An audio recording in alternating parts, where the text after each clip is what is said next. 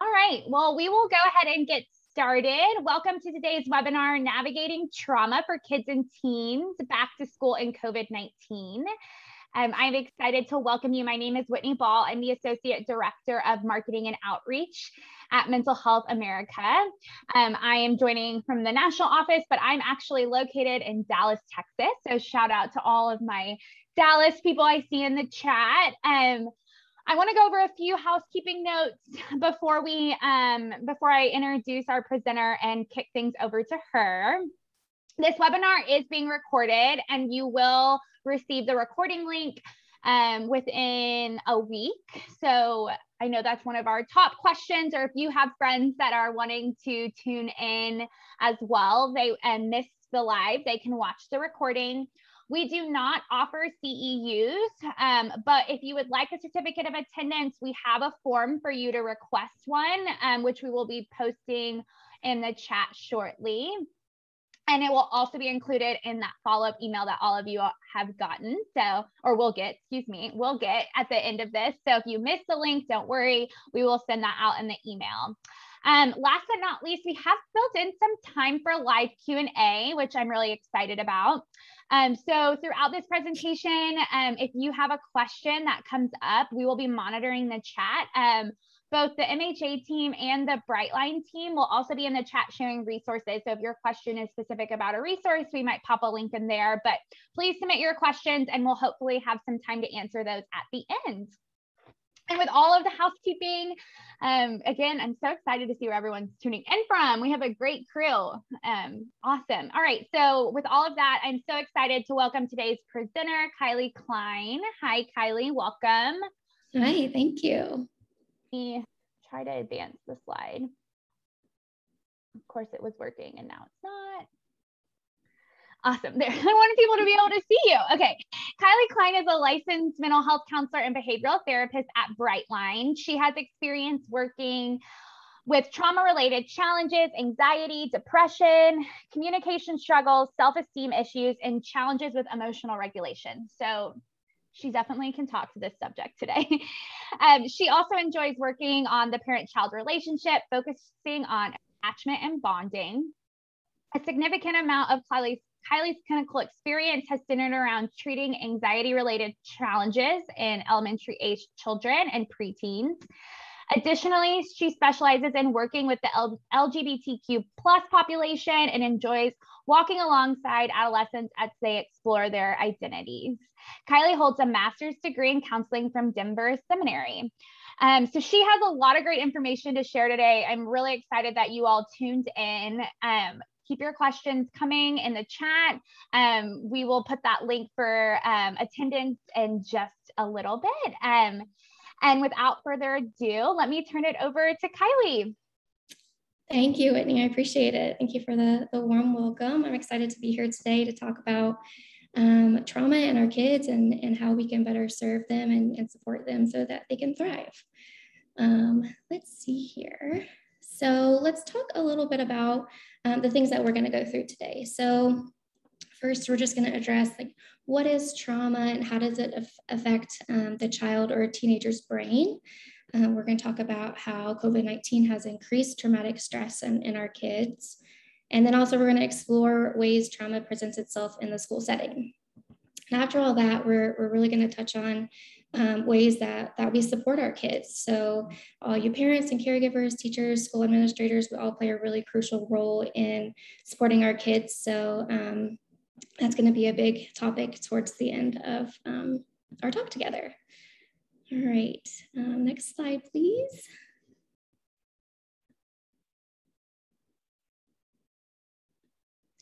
All right, so let's talk a little bit about trauma and how it works.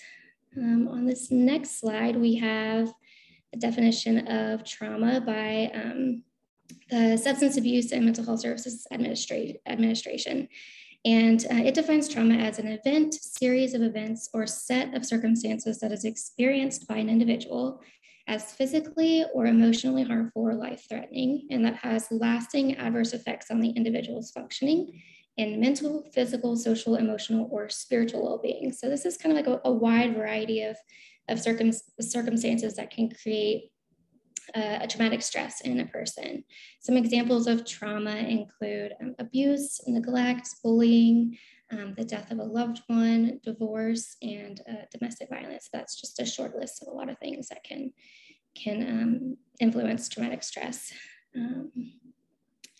So if you could go to the next slide, please. Let's talk first about how trauma affects the brain. It has a very real reaction to the brain and how our kids function and how if they succeed or not, like in school, in the home, socially, emotionally, and in a lot of different ways. So trauma affects three important parts of the brain, and that's the amygdala, the hippocampus, and the prefrontal cortex. So first, we're going to talk a little bit about the amygdala. So the amygdala is the emotional center of the brain. And so it is responsible for regulating emotions, and this includes fear and aggression. So trauma can cause, and often does cause, the amygdala to go into overdrive. So it's just working a lot. This is why people who have experienced trauma often see fear and aggression in facial expressions or in different circumstances that a person who hasn't experienced trauma might not see that. And so because of this, it can cause, like I just said, an increased fear response and leaving the brain in a state of constant hypervigilance. The hippocampus controls memory and learning. So this is obviously really important for school. But when trauma occurs, the hippocampus shows reduced activity and therefore not functioning in the way that it's intended to. And so because of this, children can sometimes have a difficult time telling the difference between past and present, which can become especially frightening for a child who may be feeling as if they're re-experiencing a traumatic event again. And so this can often speak to flashbacks or when a child appears as if they're not responding appropriately to a certain stimuli. Last but not least is the prefrontal cortex. And this is the part of the brain, as you can see in the picture, it's right here on your forehead. And this is the part of the brain that regulates stress and impulses and is the decision-making center of the brain. It is responsible for focusing attention and predicting the consequences of one's actions, higher level thinking, reasoning, and executive functioning. So obviously this is extremely important for a child to be able to access this part of the brain whenever they're trying to learn.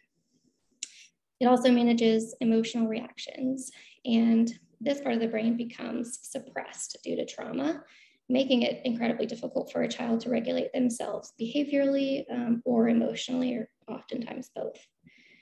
It's because of this suppression that we often see kids experiencing traumatic stress make poor decisions that oftentimes gets them into trouble at home or school.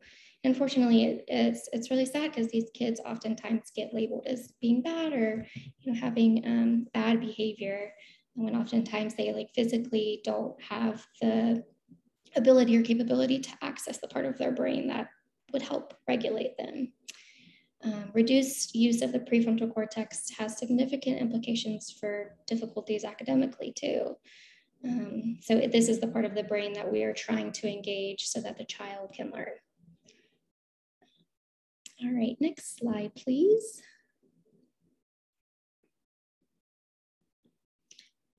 Okay, so let's talk a little bit about what are some of the symptoms in children, symptoms of trauma in children. And I first want to talk a little bit about the fact that all kids and families are different, and trauma can take on numerous forms and look different in every person. So for the caregivers here, for the parents here, you might recognize some of these behaviors in your children. And if you're wondering if they might be experiencing traumatic stress, I just want to encourage you to reach out to a mental health professional or someone who can properly evaluate your child and get you the care and the resources that you need. We will have plenty of resources at the end of the presentation, and I will drop my email in the chat too. So if you have any questions or aren't really sure where to turn as far as resources or evaluation, please feel free to email me. But going to the symptoms. First, you'll see increased anxiety and depression. And so this is going to look like excessive worry or fear. It's going to look like sadness, isolation, difficulty sleeping, and lack of appetite. Also, we see kids with hyperactivity and lack of impulse control. It's oftentimes that we teachers will sometimes teachers or parents, a lot of different people who are in the lives of our kids will think that a child has ADHD actually. But it's interesting because trauma and ADHD can mimic symptoms. And so it can be difficult to tell if the impulsivity or hyperactivity is stemming from ADHD or trauma or both. And so that's definitely a conversation worth having before, you kind of jump on to addressing ADHD when it could be trauma symptoms. Some other symptoms include the lack of ability to self-regulate. So this is just, managing emotions in general. Oftentimes we'll see kids who experience trauma have emotions that seem bigger than the stimulus or the trigger to the emotion. So it kind of doesn't seem like it fits necessarily. And that's that difficulty with regulating, or difficulty even like calming their bodies and brains down after having a bigger emotion.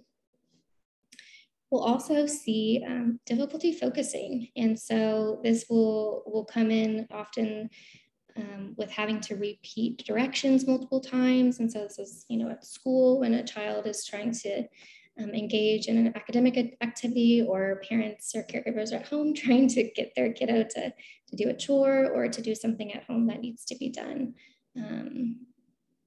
Also, we often see dissociation. And this is when emotions become so overwhelming. A person with a history of trauma will sometimes almost disconnect from their bodies or their surroundings in an effort to cope with these feelings and emotions.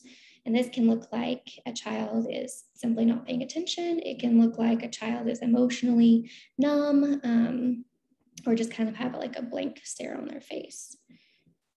There's also challenges with executive functioning. And this, obviously, all of these tie into a child's ability to thrive and succeed in school, but this one especially. So this can look like difficulty paying attention, challenges organizing, planning, prioritizing, starting tasks and staying focused to be able to complete those tasks. And also understanding different points of view. And this is important not only academically, but socially as well. And then also just self-monitoring. So keeping track of what the child is doing and what they need to do next. So again, those like higher order executive functioning skills. There are also challenges connecting with adults. Research really does show that children do best and succeed in school whenever they have connection and relationship with their teacher, with school administrators, with all the adults that they come into contact with at school. And so I really want to point this out that that it's the kids, especially who've experienced a lot of trauma, that need that extra attention and that extra love, and even just a smile can go a long way. But they especially will have a difficult time like communicating their needs and just communicating in general. I also kind of want to talk about the differences between internalized and externalizing behaviors, because a lot of the behaviors that we've talked about now are externalizing ones. And so these are oppositional, sometimes aggressive behaviors, hyperactivity, impulsivity. These are the kids that are having a hard time staying in their seat. But there's, trauma affects us all differently. And so there's also kids who are going to have those internalizing behaviors. And this is characterized by anxious and depressive symptoms, social withdrawal, and even somatic complaints. And so these kids might want to go home because of a stomachache or a headache more often than their peers. And before we continue, I'd also like to talk a little bit about the differences in age and how trauma symptoms look different depending on the child's stage of development. So for preschool kids, you're going to see nightmares, fear of separation, crying and screaming. For elementary school aged kids, you'll see anxiety, feelings of guilt or shame, sleeping challenges, and then also just difficulties concentrating like we've talked about. And then middle and high school kids are a little bit different. They'll often feel depressed or alone. Some things that might develop include eating disorders, self-harming behaviors, or abusing drugs or alcohol. All right, can we go to the next slide, please? All right, so I mean, the last, year and a half, 2 years have been traumatic in a lot of ways for all of us. And so where does COVID fit into this picture? I'd like to talk a little bit about that. So even though COVID might not seem on the outside like your typical traumatic experience, the repercussions of it does act as a traumatic experience, therefore compounding already present trauma in our kids' lives. And some of these repercussions include food insecurity, so lack of access to food for 3 healthy meals a day. They also include loss and grief. Kids have lost loved ones. There's an intense fear of losing loved ones, loss of community. There's just been a lot of loss in general. Worry, stress, and fear. This is something that I've seen personally in my practice working with kids through Brightline, but also have just seen in the children that I know, outside of work. But this is also highly influenced by a parent or caregiver's reaction or their experience to COVID. So if we think about a parent who might be immune compromised, they're understandably so going to have a higher level of stress or anxiety to COVID. And kids are sponges. They're going to pick up on everything that we say, do, feel, everything. And so this is just something to be aware of and be cautious about. So to make sure that we're taking care of our own needs and our own stressors and anxiety as parents so that we can teach our kids how to do that as well. There's also been just a significant increase in depression and anxiety diagnoses in kids and teens in general. This is something that, talking to other clinicians, it's been seen across the board. Social isolation and lack of community. We are a social species. We thrive in community, and the fact that we've all had to pull back from one another and separate ourselves, and understandably so, separate ourselves to keep ourselves physically and safe and healthy. It's been hard, and this is impacting all of us as adults and as kids too. There's also been abrupt routine changes. Kids function and thrive best with predictability and stability. And so for that to be kind of changed overnight is going to create a lot of anxiety in kids, even more so in kids who already kind of have a baseline of anxiety. This is something else to consider and to call out as we move forward, going back to school and trying to get back to what our lives were like before COVID. There's also been, a loss of income, and this is, just because of job losses, and has led to increased caregiver stress, which again, kids are sponges, they're gonna feel that. And so that's something else that can increase the, traumatic stress in children. And then also just lack of access to healthcare. And this includes like being sick, child checkups, difficulty accessing the vaccine. These are all things that, depending on what was going on in the lives of the person in the family before COVID, could potentially be impacted now. And I also think it's important to call out considerations for different populations, and that traumatic stress disproportionately affects minority groups, populations with lower socioeconomic status, and then the LGBTQ community in general too. Therefore increasing the stress that COVID has created. So if we could go to the next slide, please. Okay, so let's talk about trauma and going back to school. What does this look like in the school? Okay, So how does trauma show up in the classroom? These are obviously all things that they can show up at home and in the community as well. But for all the teachers and school administrators watching, these are things that will be important to look out for. First off is social challenges. We will see this by kids having difficulty connecting with other kids.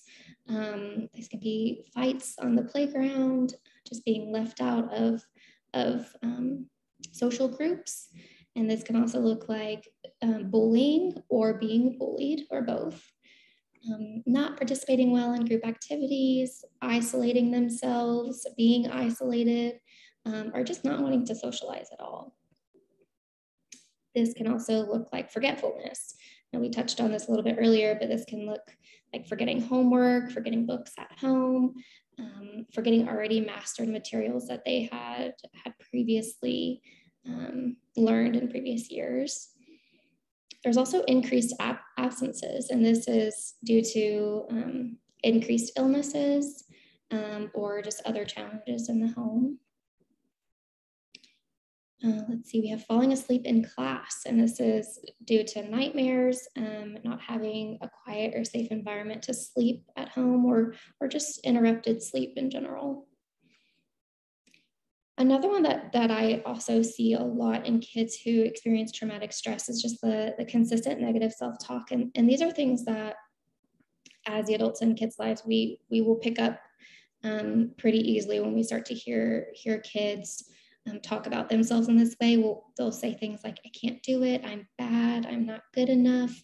And it's really important that we speak into this in our kids' lives as soon as we start to hear these things.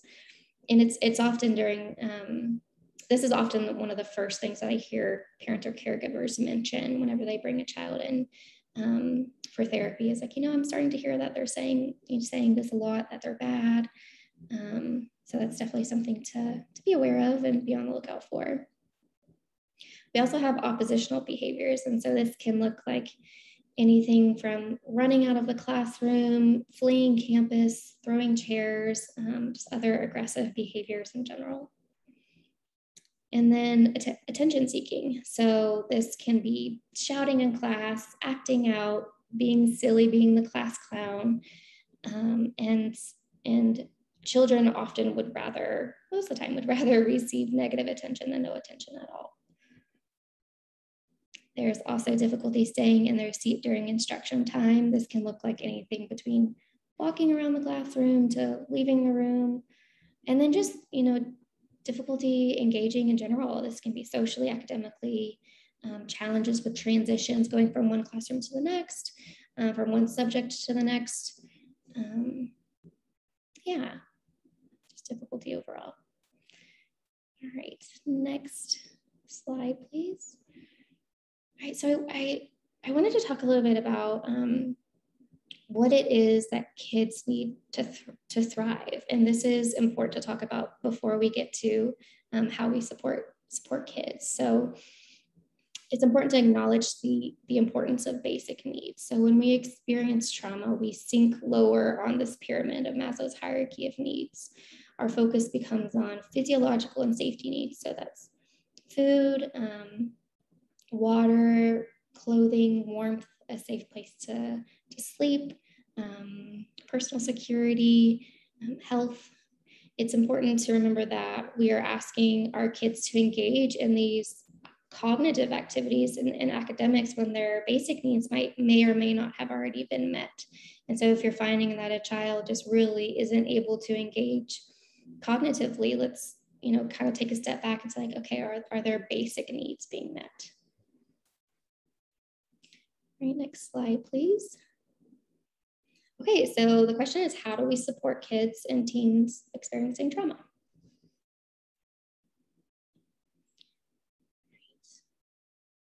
Okay, before we talk about that, I do want to highlight the importance of early intervention. So the sooner we address traumatic stress, the sooner a child will be able to thrive.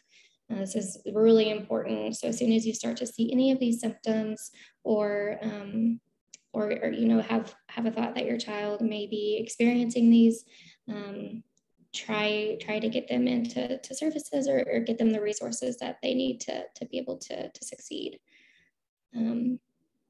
But as the caregivers in their life, what we can do is acknowledge and identify emotions. So this kind of goes back to that difficulty with regulating. So if we can help them identify emotions correctly and put names to it, this is especially important for our younger kids who are still developing that emotional intelligence and language to be able to verbalize how they're feeling.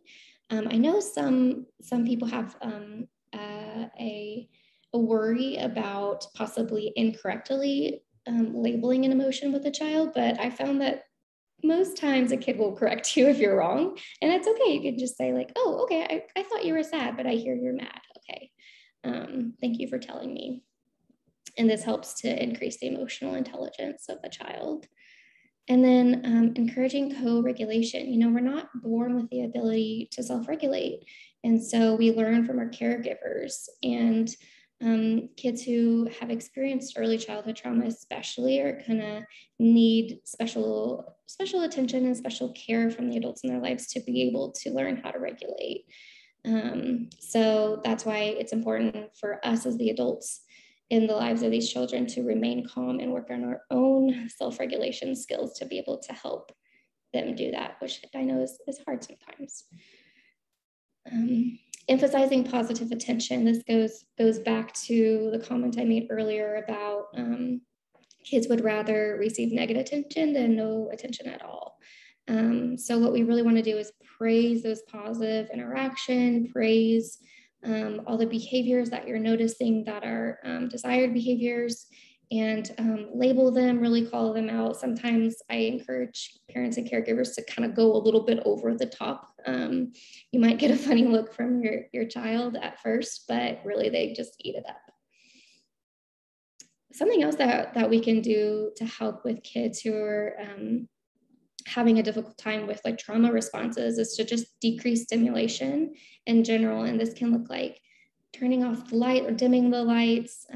If you have a very loud classroom, having some time where the children are a bit more quiet, giving the child and their like sensory experience a break. And this is especially important when you're noticing that a child is becoming overwhelmed. So before they get to that spot where they're really struggling to regulate, maybe just step in and help decrease the stimulation that they're experiencing. Something else that's really helpful is breaking tasks down into smaller, more manageable steps. Kids can often feel overwhelmed by long instructions with multiple steps in them. And this speaks to that kind of like executive functioning skills that are going to be suppressed after a child experiences trauma. So breaking them down into smaller steps, this can be in the school, in the classroom, this can be chores or tasks at home. I've seen a lot of success with teachers, specifically writing down tasks on like Post-it notes and putting them on the child's desk so that they can do one thing at a time and have that feeling of success after they complete one step at a time. We also have meeting them where they are, getting down on the child's level. And I mean this like literally and figuratively. So bending down, looking at the child in their eyes, really speaking to them with warmth and understanding, and then creating space to discuss what they like to do, what their interests are. Let them tell you all about the video game that they're really into. I know that they love that. Designate a calm down corner or box. And so this can be in the home. I've done this with plenty of kids, created a safe space in the home that they can go to when they're feeling dysregulated.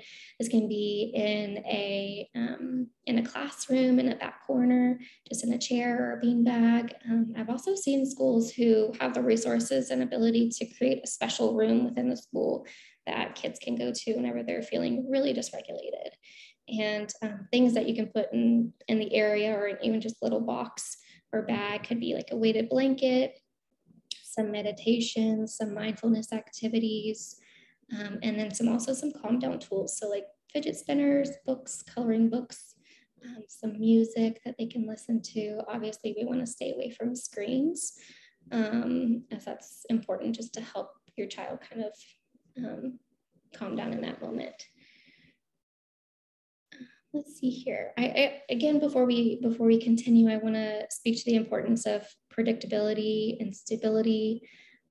Routines provide safety and reassurance for kids, and especially in a 1.5 to 2 years, that's been really in a place of we don't really understand or know what's going on most of the time or what's going to come next. Being able to implement any sort of routine or predictability into your child's life is going to help decrease anxiety and stress tremendously. Also, just, this can be the teacher, the caregiver, school administrator, the person at the front desk at the school, and just providing warmth and smiling at a child when they enter the door can go a very long way. And so sometimes it's these bigger steps like creating a calm down corner, and sometimes it's just a smile. So I just want to call attention to that. Next slide, please. Okay, so some resources and places to turn. So schools have a lot of resources that they can implement to help your child. There are 504 plans who can help. For example, a child with test anxiety can have maybe a little bit more time, or can have a particular place in the school that they can go to complete the test. There are individual education plans. There are school counselors, therapists, and coaches, like I said, Brightline, and there are also online resources. I found some really wonderful online resources. There's childmind.org, helping children cope after traumatic events, and then also the Substance Abuse and Mental Health Services Administration have some really great guidelines for caregivers as well. But I would also really love to talk a little bit about Brightline and some things that we offer, and how we might be able to help your child. Yeah. All right, if we could go to the next screen. Thank you, Whitney. So at Brightline, we thrive off of the idea of uncommon support for common family challenges. So we have 3 ways that we can help children and families. We meet the family where they're at. We have a free digital library, and that's the Brightline Connect that you see right up there first. And everything is personalized. You sign up with your email. We have relevant content that you can kind of pick and choose what's going on with your family. And these could be, challenges anywhere from anxiety to, a gender identity journey, depression, and traumatic stress, things like that. We also have a coach to chat with for free. So we have Brightline coaching, and we also have coaching programs for positive skill building and strengthening, boosting confidence, addressing tantrums, social emotional learning, and more. And then for Brightline Care, this is the therapeutic model that we have.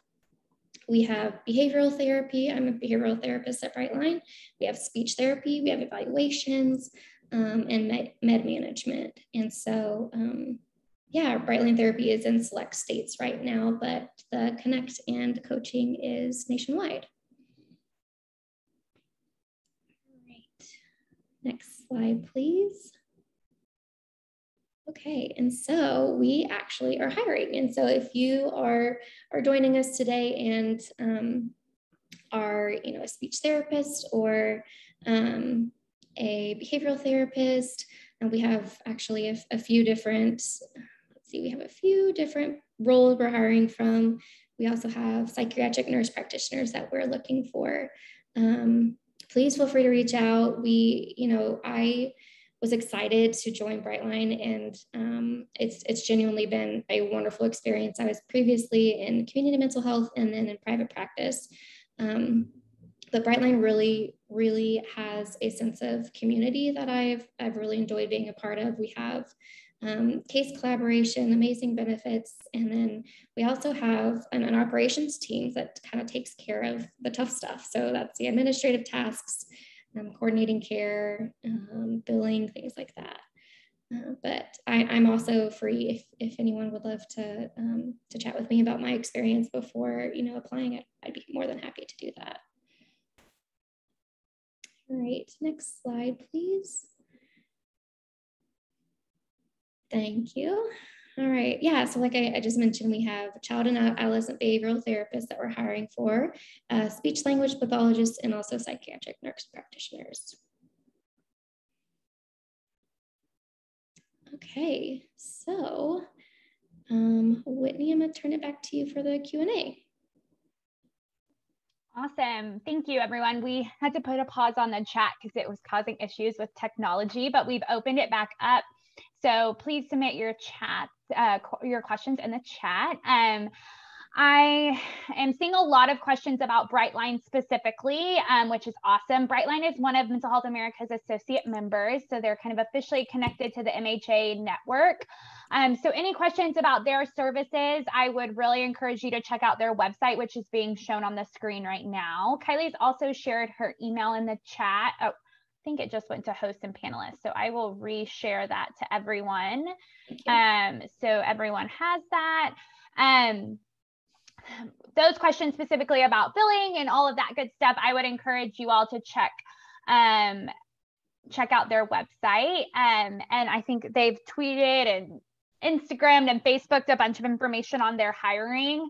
And we'll also share a link to their organization in the follow-up of the webinar. Just a reminder, I'm also seeing some questions about the recording. Yes, there will be a recording available afterwards. And you all will be able to have the slides with that in the recording.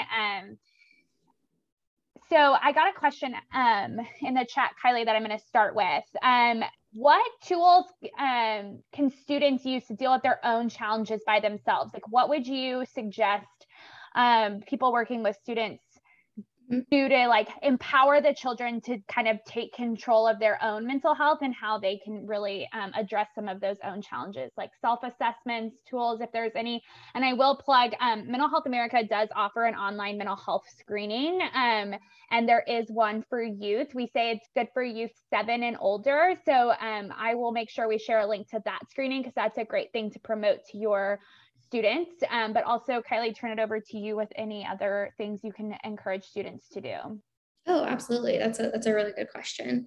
So part of what we do in therapy, but there are so many resources online. There's YouTube videos, lots of ways that you can access some of these tools online is to help a child work through different breathing exercises. There's mindfulness meditations and like grounding skills. This is one that I really, really love to work with my kids on, but I'll talk about it a little bit right here, but I encourage them to engage all 5 of their senses. And so I'll ask them to name 5 things that they can see, 4 things that they can, 4 things that they can touch, 3 things that they can hear, 2 things that they can taste, and 1 thing that they can smell. And, it could be for younger kids, it could be one of all the senses, but this really helps children, especially who are trying to regulate and having a difficult time doing so, specifically kids who you notice might be dissociating and kind of leaving their body or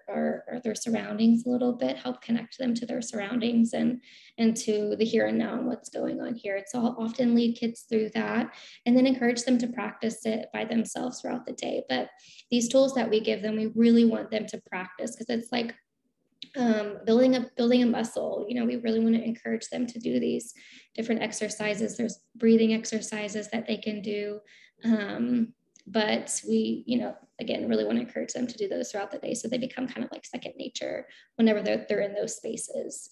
For older kids and older teens, I would also just really encourage journaling and kind of helping them process some things on their own. And so if you're in a space, for example, where you're teaching a classroom and you're noticing that a kid is having a really hard time, encouraging them to like write it all down and put it on paper, and then going back to them and creating space for them to talk about it or sending them to a school counselor. Awesome. That is so helpful. I'm always loving people to tune into their senses. I'm like trying to keep up with all of your questions in the chats. There's so many good ones. I wish we had like hours to do this, but we definitely will not only be trying to answer some of these, but also taking them for potential webinar topics. So you'll be on the MHA newsletter, and I know Brightline's in the chat sharing resources as well. So just want to share that since we probably will not be able to get to all these great questions. I've had a couple people in the chat ask about children who are homeschooled. Kylie, I don't know if this is an area that you have any experience with, but are some of the symptoms that you shared similar to what we'd see for children who are homeschooled? Some of those symptoms of trauma, or are you going to see something different? Typically, let me preface with, I don't have a lot of like knowledge and experience working with homeschool kids specifically, but I believe that you would still see a lot of the same symptoms. They may look a little bit different, you know, a child throwing a chair or becoming really aggressive in the school system might not do the same at home. So it may look different, but typically on, you know, on what like clinically and symptomatically what's going on, it's going to be the same. Okay, thank you. And then had a question specifically about how ADHD and trauma share so many similar symptoms. And so where would you as a clinician kind of work to kind of differentiate, and even like from the parent perspective, how do you know how to advocate for your child, whether it's like trauma or ADHD? Personally, as I'm also working to become a clinician and know that this is such a challenge in itself. So I just want to take a pause to acknowledge that there are a lot of similar symptoms. But Kylie, I'd love to hear for any advice you have about kind of differentiating between the two. Absolutely. Yeah, this is a big conversation that I have with parents. And as far as differentiation is concerned, I'll oftentimes ask, are the symptoms that you're seeing that appear to be ADHD, were they present before the traumatic experience? And sometimes we can't always tell, especially if there's like compounding trauma. But if some of these symptoms are happening before a traumatic experience occurs, then, you know, it's potentially could be ADHD. If it's after, I'd be like, oh, okay, like this wasn't typical of this child. And then, you know, this really scary thing occurred, and now they're showing symptoms that mimic ADHD. I kind of wonder if it would be trauma. Sometimes it's a matter of, you know, treating the trauma first in that case. And then if you're still seeing some things, I may be like, oh, okay, well, you know, maybe we'll have an assessment, talk to teachers, and do more of a thorough investigation into like what could be going on. But it's really kind of a little bit of a process. It's definitely not an overnight thing. But as a parent, what I would do is have my child assessed and find a therapist who specializes in trauma, see if these symptoms line up both at home and at school, maybe talk to the teacher and see their experience of the child. Sometimes a child could be showing traumatic symptoms in one area, but not in another. Typically with ADHD, you would see it across the board. So that's kind of how I would navigate that. And then honestly, you're going to be your biggest advocate for your child in the school system. So, you know, asking for evaluations, telling them what you see and what you feel like your child needs. And I also just want to call out this is something that we do at Brightline. You know, we work with our coaches and our therapists can work alongside with you to help navigate the IEP process and evaluations, and just navigate that kind of tricky system to figure out exactly what's going on and how best to treat your child.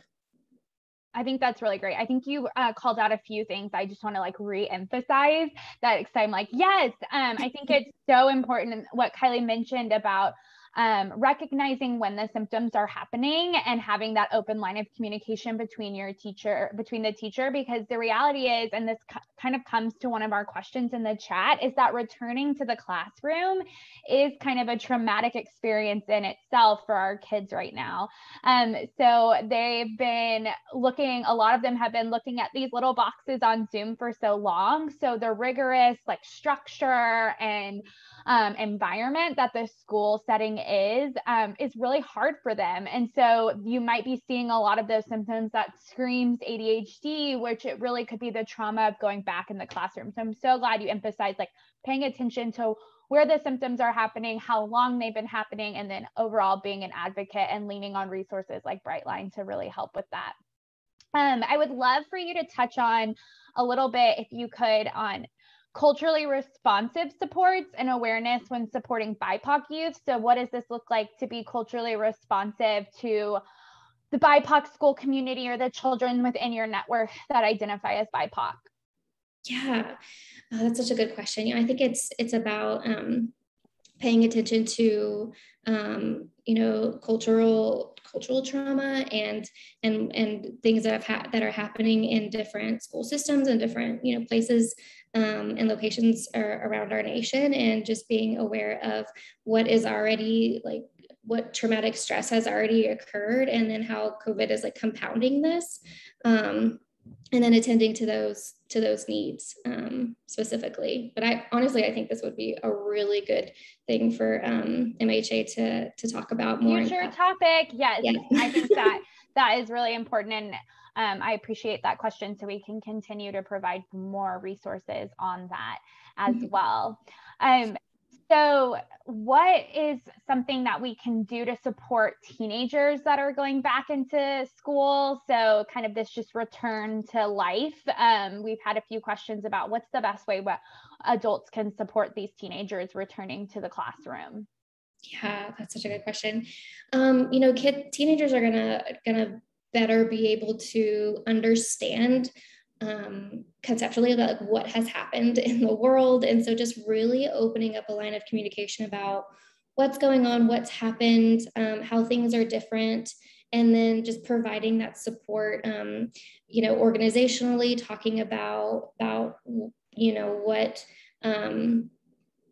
life looks like at home and school via Zoom versus in person. I know some teens that I've worked with have like, oh, I really liked this online thing. Like I can do whatever I want to. And so like kind of working with teens to be like, hey, you know, I know this is what life was like and this is what we had to do, but for their development and for their ability to learn, really encouraging that community aspect and trying to make sure that they're not going to isolate. And so teens specifically, I notice are wanting to withdraw because this is very overwhelming. And so a lot of teens were able to withdraw whenever we experienced the trauma of COVID because we all had to.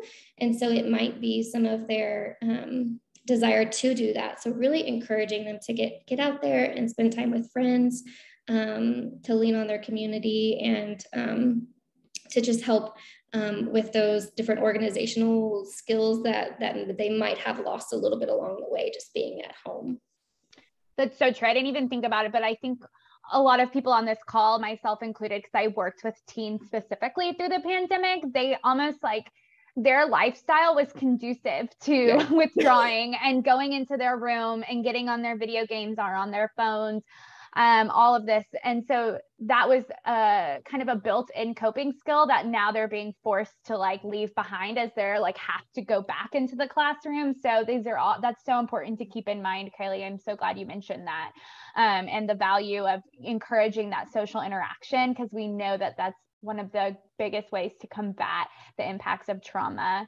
You kind of touched a little bit on this, but we had some people ask questions around like, what can you do if a child is disassociating, or how to help it self-regulate. You mentioned really leaning into the grounding. Is that what you would recommend for that as well?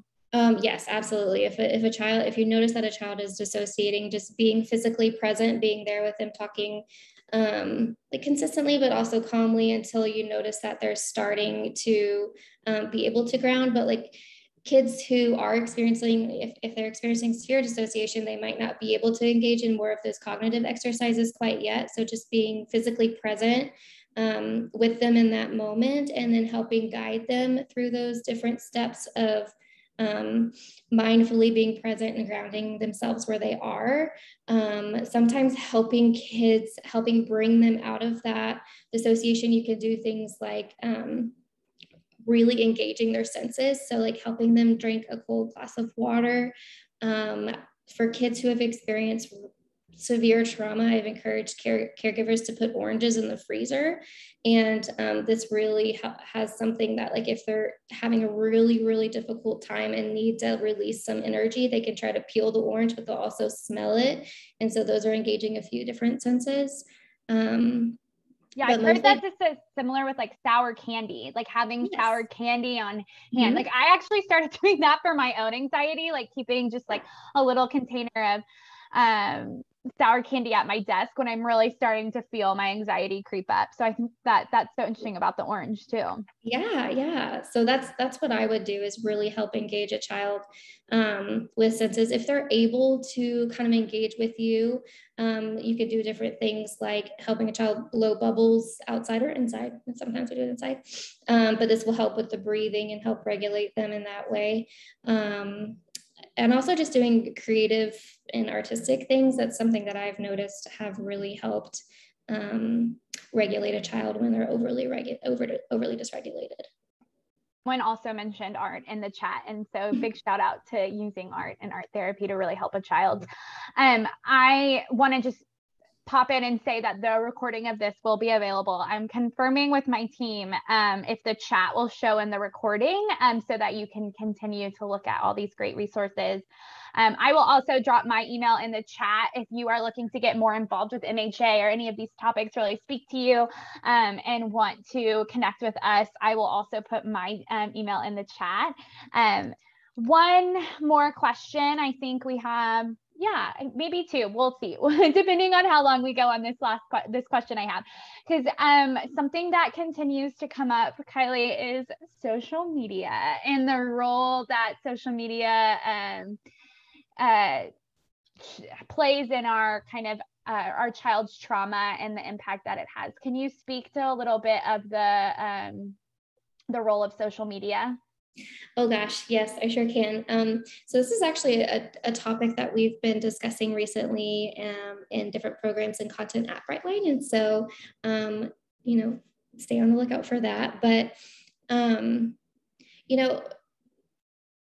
I think it is evident and obvious that social media and just like the exposure that kids and teens have to what is going on in the world today, both good and bad, can obviously impact the way that they experience the world, and therefore how they see it and their emotions and their feelings about what's going on. What I would say is, as a caregiver, with your kids, is to really be careful and mindful about what your child has access to.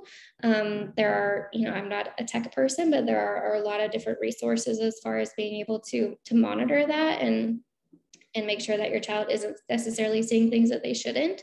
But honestly, too, just our kids are living in a time of technology. Like, they've just been at home for, almost 2 years doing school via Zoom, and they're most of the time outsmarting the adults as far as being able to get around things and access what they want to, different games and such. So having an open and honest conversation with your kids about how social media influences us, how it influences you as an adult. Like, I would be honest with kids and say, like, sometimes I notice if I'm checking Facebook too much that, like, I just feel kind of down or kind of, stressed. And I'm just really trying to be mindful about that. So really modeling appropriate and healthy behavior as far as engagement with social media is concerned.